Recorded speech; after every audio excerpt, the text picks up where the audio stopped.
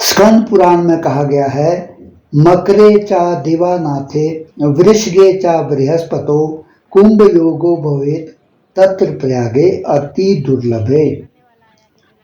दिवानाथ अर्थात सूर्य जब मकर राशि में हो और देवगुरु बृहस्पति वृष राशि में गए हों, तब प्रयागराज में कुंभ महापर्व का अति दुर्लभ योग बनता है।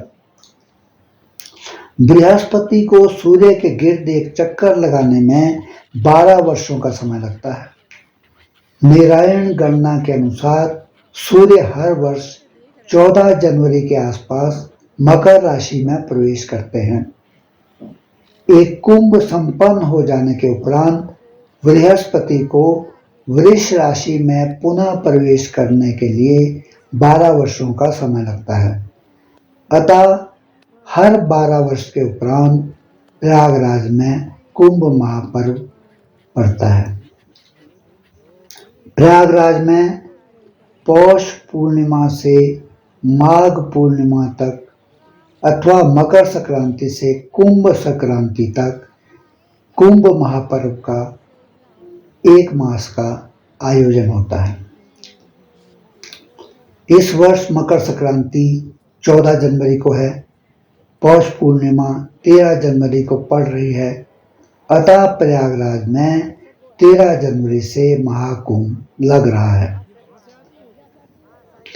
कालचक्र में सूर्य, चंद्रमा और बृहस्पति का विशेष महत्व है। इन तीनों का योग 1 मास में एक ही दिन अमावस्या को होता है। इन तीनों ग्रहों का योग इस बार 29 जनवरी 2025 के दिन होगा। अतः इस महाकुंभ का विशेष पर्व स्नान माघ अमावस 29 जनवरी 2025 को है। कुंभ की पृष्ठभूमि में समुद्र मंथन की कथा है, जिसमें देवताओं और दैत्यों दोनों ने बराबर भाग लिया था। इस मंथन से 14 रत्न निकले थे, जिन्हें देवताओं और दैत्यों में बांटा जाना था। मंथन से सर्वप्रथम कालकूट विष निकला, जिसे कोई लेने को तैयार नहीं हुआ। इससे सृष्टि का विनाश हो सकता था। जब कोई इसे ग्रहण करने को तैयार नहीं हुआ, तो आशुतोष शिव ने सृष्टि की रक्षा के लिए स्वयं इसका पान किया और इस विष को कंठ में धारण कर नीलकंठ कहलाए। मंथन के अंत में महाविष्णु धन्वंतरी के हाथों में चमचमाता अमृत से भरा कुंभ अर्थात कलश प्रकट हुआ। अमृत पान तो देवता और दैत्य दोनों करना चाहते थे, लेकिन देवताओं का विचार था कि जब कालकूट विष महादेव ने पी लिया है, तो अमृत पर देवताओं का ही अधिकार है। लेकिन दैत्य अमृत पीकर स्वयं अमर होना चाहते थे। वे अमृत कुंभ को छीनने के लिए झपटे। उधर देवताओं का संकेत पाकर देवराज इंद्र के पुत्र जयंत अमृत कुंभ को लेकर बड़ी तेजी से भाग निकले। उनके पीछे पीछे दैत्य कुंभ को छीनने के लिए भागे।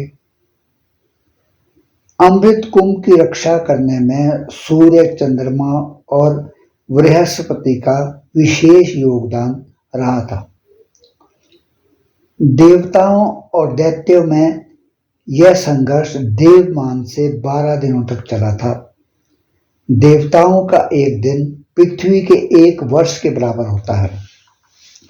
इस प्रकार पृथ्वी के मान से यह संघर्ष 12 वर्षों तक चला था। इस संघर्ष में कभी देव भारी पड़े, कभी दैत्य।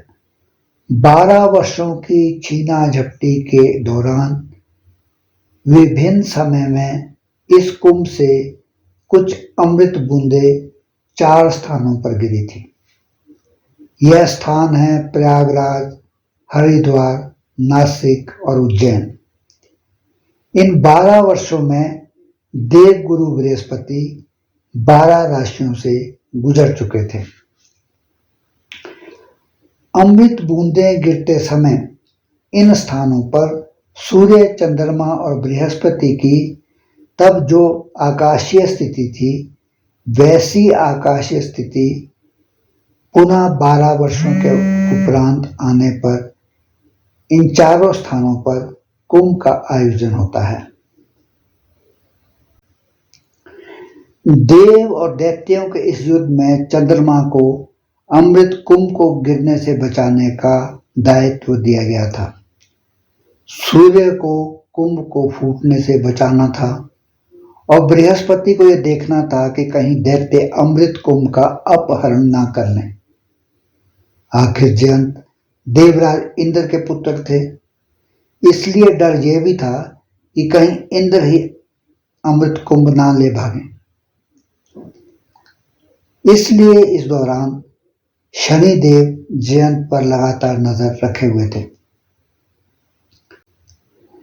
कुंभ पर्वों में प्रयागराज तीर्थ में गंगा, यमुना और भूगर्भ में बह रही अदृश्य सरस्वती के त्रिवेणी संगम पर स्नान करने का विशेष महात्म्य है। पद्म पुराण में कहा गया है, ग्रहाणाम च यथा सूर्यो नक्षत्राणाम यथा शशि तीर्थानाम उत्तमम तीर्थम प्रयाग आख्यानम उत्तमम। अर्थात जैसे ग्रहों में सूर्य और ताराओं में चंद्रमा है, वैसे ही तीर्थों में प्रयागराज सर्वोत्तम है। अब प्रश्न यह है कि वे लोग क्या करें जो प्रयागराज नहीं जा सकते हैं। वे लोग भी स्नान की प्रमुख तिथियों पर किसी निकट के जल स्रोत या फिर घर पर स्नान करने के लिए रखे जल में गंगा जल मिलाकर पर्व स्नान का अमृत लाभ उठा सकते हैं। बस आपके मन में भावना कुंभ स्नान की रहनी चाहिए।